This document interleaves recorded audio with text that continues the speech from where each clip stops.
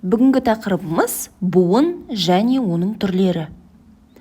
Буын дегеніміз бір немесе бірнеше дыбыстан құралатын бөлшек. Буын болу үшін төмендегі қағидалар сақталынуы керек. Біріншіден, қазақ тілінде сөздің басындағы буын ғана дауысты дыбыстан басталады.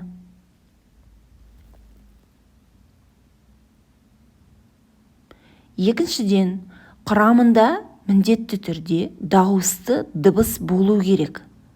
Үшіншіден, жеке тұрып бір дауысты дыбыс буын құрай алады. Үшіншіден, дауыссыз дыбыстар жеке тұрып буын құрай алмайды. Және төртіншіден, сөзде неше дауысты дыбыс болса, соншама буын болады. Қазақ тілінде буынның үш түрі бар. Олар ашық буын, тұйық буын және бітеу буын. Қазір солардың әрқайсысына жеке-жеке тоқталатын боламыз. Бірінші, ашық буын дегеніміз жалғыз дауысты дыбыстан тұрады. Не дауыссыздан басталып, дауыстыға аяқталады. Мысалы, апа, оқы, оқушы және жеті деген сияқты сөздер. Тұйық буын дегеніміз дауыстыдан басталып, дауыстыға аяқталады. Мысалы, ән, үш, 10, 4, ұлт және тағы да басқа сөздер. Бітеу буын дегеніміз дауыссыздан басталып, дауыссызға аяқталады. Мысалы, қол, мектеп, 4, қарт, тағы да басқа сөздер.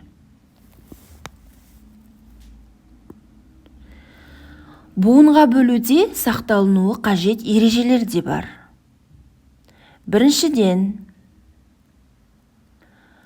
у, қысқа и, ың дыбыстары кездесетін кей сөздерде буынға бөлу процесінде сөздегі у, қысқа и, ың дауыссыз дыбыстары келесі буынның бірінші дыбысы болады. Мысалы, жауын, қауын, қайық, сіңір және қоңыр деген сияқты сөздер. Екінші ереже, қатар тұрған үш дауыссыз дыбысы бар сөздер буынға бөлінгенде алғашқы екеуі бірінші буында қалады да, ал үшінші дауыссыз дыбыс келесі буынға кетеді. Мысалы, құмырсқа, жұмыртқа, сыпыртқы.